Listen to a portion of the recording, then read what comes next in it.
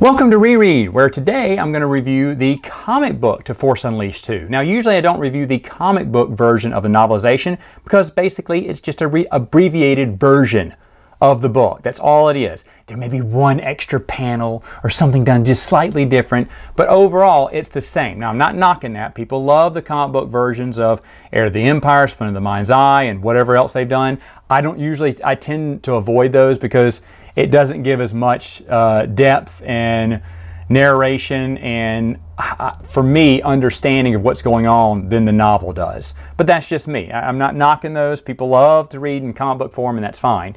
The reason I'm mentioning Force Unleashed 2, because this one's written by Haden Blackman. This one's very different because I'd say about 95% of this book is stuff that happens outside, or the comic book happens outside of the novelization, which is really rare. And I remember someone told me that a long time ago, and I said, sure, I'll check it out. And I did. I was like, oh my gosh, this is really, and I wondered after reading them back to back, I was like, did it really take 95% of original stuff? It did.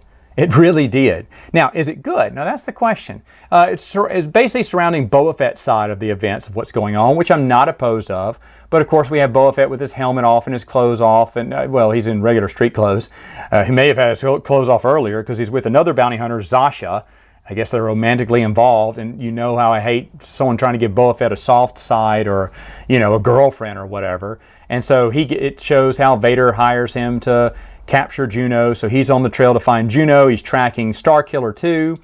Starkiller, after he killed the Gorog wasn't dead. He had a second heart, and so Boba Fett has to, and it's really cool. Boba Fett blows right through his heart. Second heart, I think it just kind of shoots in through it, and then shoots himself through his his backpack right through the heart, and kills the big Gorog again. But now looking at that, it really cheapens Starkiller's win, right? So Starkiller didn't kill him, and Starkiller couldn't feel that he was still alive, like he had a second heart. It doesn't complement the novel when something like that happens. Now, when he captures Juno, brings him to Darth Vader, this is where, and by the way, it still establishes that Boba Fett does not have that much money. He's kind of hurting for jobs. So he makes a deal with Darth Vader, like, hey, from now on, I name my fee, you pay my expenses, I'm exclusive to the Empire, and he's trying to get a sweet, contracted deal out of this, which we know later on he will, but he'll also take on his own jobs too and make plenty of money.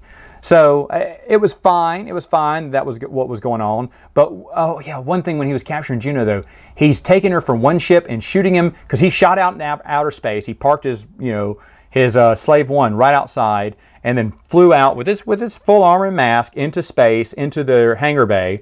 But then when he's going to take her back through space to get to his ship, he puts on a little breath mask on her. He just shoots her out into space. I mean, her head, her eyes, everything else is fine. Now he's fully covered in armor, and yeah, I guess that's believable. I'm ready to stretch that belief, but she just has a little mask on with a little breathing tube. The rest of her is exposed to space, and she's just fine.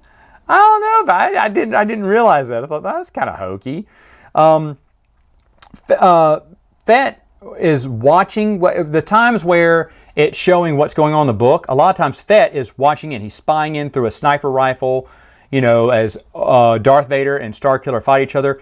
Boba Fett had a chance to kill Starkiller, but when he sees how Juno and Starkiller love each other, he decides to put it down and go, not today. Like he's got a heart. No, I'm not ready to have Boba Fett have a heart. Boba Fett, I'm not ready for that. So for me, no, not good. Did not like that. And then later on, he's watching the ending, the whole ending of the book. He's watching from his Slave One, like on a holo feed, like he's watching TV. Like, wait, how does he get the feed? Does he have a camera there? Does he in the Rebel base? How does he know what all? I don't understand why they did that. But I guess Haden Blackman's just trying to tie it in with the novelization.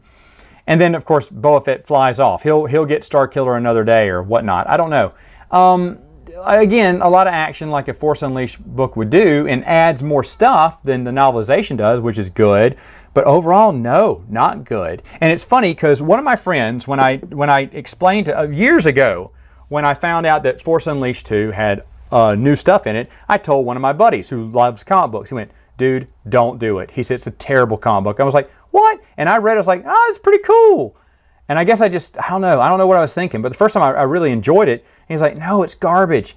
I see what he meant. There's a few things. It's not total garbage, but I just don't like the way Boba Fett is portrayed a lot of the time. Not all the time. Like I said, some nice scenes, some cool scenes where he's going in there, being awesome, killing off things left and right. Even Starkiller gets a time to shine and kill a bunch of spider droids.